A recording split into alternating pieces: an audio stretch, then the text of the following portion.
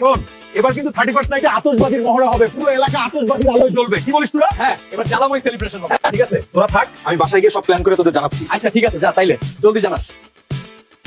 500 আতশবাজি, 200 ফানুস আর chicken grill, সাথে বাংলা মাল তো আছেই।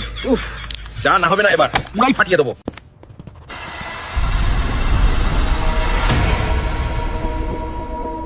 তোমার জীবন থেকে একটা বছর শেষ হয়ে গেল। তুমি কি একবারও ভেবে দেখেছো তোমার হায়াত থেকে একটা বছর কমে গেল? মানে বরফ গললে পানি হয়, আর সময় গেলে হায়াত কমে। কেউ কি নিজের মৃত্যুর দিকে এগিয়ে গিয়ে সেলিব্রেট করে? তোমাদের এসব আতশবাজিতে প্রতিবেশীদের কতটা কষ্ট ভোগ করতে হয় জানো তুমি? মহল্লায় বয়স্ক লোকজন থাকে, বাচ্চারা থাকে। এসব আতশবাজির বিকট শব্দে কত বৃদ্ধ, কত শিশু কষ্ট পায়, কখনো ভেবে দেখেছো?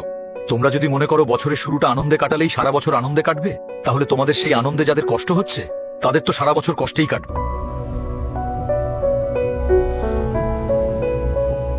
তাই বছরের শুরুটা যদি ভালো দিয়ে শুরু করতে চাও, তাহলে মানুষের কল্যাণ দিয়ে শুরু করো। এখন থেকে আর কখনো 31st নাইটে পার্টি নাই। বন্ধুরা, পার্টির সব প্ল্যান করেও ক্যান্সেল করে দিলাম। আমরা চাই না আমাদের সাময়িক আনন্দের জন্য অন্যরা কষ্ট পাক। তো তোমরাও যদি প্ল্যান ক্যান্সেল করে থাকো, কমেন্টে জানাও। আর এমন গল্প ভালো লাগলে ফেসবুকে ফলো আর ইউটিউবে সাবস্ক্রাইব করে পাশে থেকো।